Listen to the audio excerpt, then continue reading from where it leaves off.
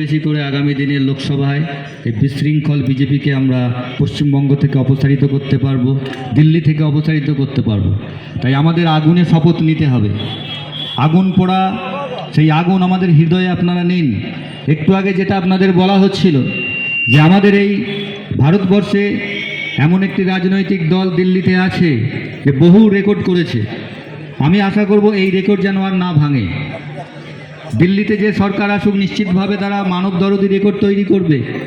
আমরা দেখেছিলাম 2019-এ লোকসভা নির্বাচনের সময় এই বিজেপি যে নির্বাচনী ইশতেহার প্রকাশ করেছিল সেখানে তারা বলেছিল সিটিজেন অ্যামেন্ডমেন্ট বিল অর্থাৎ নাগরিকত্ব সংশোধনী বিল আনা হবে এবং প্রত্যেকটা রাজ্যের সংস্কৃতিকে এবং অস্তিত্বকে অক্ষুণ্ণ রাখতে হবে। আজকে আমার কথা বলার একটাই এখানে জায়গা আছে যে আপনারা যদি নাগরিকত্ব বিল আনেন তাহলে তার আগে পর্যন্ত ভারতবর্ষে যারা ছিলেন তারা কি নাগরিক নন? আপনারা নাগরিকত্ব বিল আনার চেষ্টা করে বলছেন যে নতুন করে নাগরিকত্ব স্থাপন করব, মানেটা কি? আপনারা যাকে পছন্দ করবেন এ আমার নাগরিক, তার মানে এই রাজনৈতিক দলের অনুগামী, তাকেই আপনারা নাগরিকত্ব দেবেন।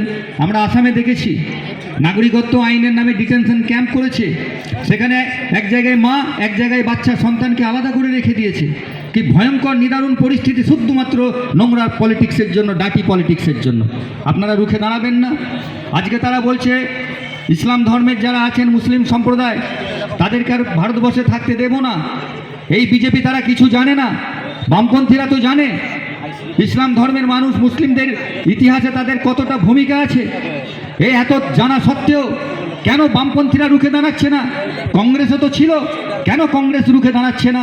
কেন তারা বলছে না যে আমাদের ভারতবর্ষে যত আন্দোলন হয়েছে, সে সন্ন্যাসী ফকির আন্দোলন থেকে শুরু করে ওহাবি আন্দোলন, ফরাজি আন্দোলন, নীল বিদ্রোহ, আজাদ হিন্দ সংগ্রাম, সিপাহী বিদ্রোহ, অসহযোগ আন্দোলন, ভারত ছাড়ো আন্দোলন, সমস্ত আন্দোলনে মুসলিমদের যে ভূমিকা আছে সেই ভূমিকাকে কেন অস্বীকার করা হচ্ছে? আজকে বিজেপি তো সেটাই চাইছে যে এই ভোট ব্যাংকটাকে সরিয়ে দিতে হবে, এদের অন্যত্র পাঠিয়ে দিতে হবে। আজকের জনসভা থেকে আমাদের সেই জনগর্জন হবে সেটাই যে সেই বিজেপিকে আগে আমরা দিল্লি থেকে সরাবো। আমরা আজকে দেখেছি, আপনারা বলুন তো আমার মা বোনেরা যারা আছেন, রামচন্দ্রের বয়স কত বলতে পারবেন? আমি বলতে পারবো। রামচন্দ্রের বয়স হচ্ছে 44 বছর। আবার ঘুরিয়ে বলা যেতে পারে রামচন্দ্রের বয়স হচ্ছে 99 বছর। বিজেপি যখন তৈরি হলো 1980 সালে, বিজেপির নাম একটা, অর্থাৎ বিজেপির রামচন্দ্রের বয়স হচ্ছে 44 বছর। যে বিজেপি দলটি তৈরি হয়েছে 1980 সালে, আর আমাদের আপামর হিন্দুদের রামের কিন্তু বয়স অনেক আগে, অনাদিকাল থেকে শুরু হয়েছে। আজকে আমরা জানি বাংলায় যারা গ্রামার ব্যাকরণ পড়ি, কারক 6 প্রকার, পুরুষ 3 প্রকার, তাই না? পড়েছি না আমরা? ইয়েতে পড়েছি বিজ্ঞানে, রাশি 2 প্রকার, স্কেলার রাশি, ভেক্টর রাশি। আজকে বিজেপি শ্রী রামচন্দ্রকেও ভাগ করে দিয়েছে। যদি প্রশ্ন করা হয় রামচন্দ্র কয় প্রকার, আজকে মানুষজন বলবে ভাই রামচন্দ্র 2 প্রকার, একটা বিজেপির রাম আর একটা বাকি হিন্দুদের রাম।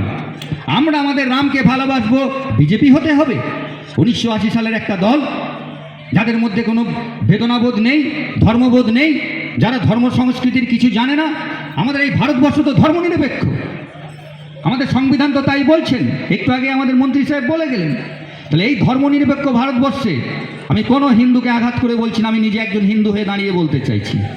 তাহলে আমাদের ভারতবর্ষ যদি ধর্মনিরপেক্ষ সেকুলার কান্ট্রি হয়, তাহলে সেখানে কি করে একজন প্রধানমন্ত্রী তিনি একটা মন্দিরে গিয়ে তার দ্বারোদ্ঘাটন করেন, মন্দিরে শিলান্যাস করেন, তাহলে ধর্মনিরপেক্ষতার ধ্বজা উড়িয়ে সেই নেতৃত্বে সেখান থেকে অবসর গ্রহণ করে তাকে গিয়ে ধ্যান করতে হবে হিমালয়ের কোনো গুহায়? রাজনীতি করা তার পক্ষে সাজে না। ধর্মনিরপেক্ষ কান্ট্রি কেন করব? আপনাদের রুখে দাঁড়াতে হবে। স্বামী বিবেকানন্দের কথায় যে আমার এই মা বোনেরা, মহিলাদের যদি আমরা শিক্ষিত করে তুলতে পারি তাহলে কিন্তু আমাদের অনেক সমস্যার সমাধান হয়ে যেত। তিনি বলেছিলেন যে 1/3 মহিলাদের যদি আমরা শিক্ষিত করে তুলতে পারতাম তাহলে এই ভারতবর্ষ স্বাধীন হতে 200 বছর বা তার আগে 1904 সালে উনি মারা যান, এত সময়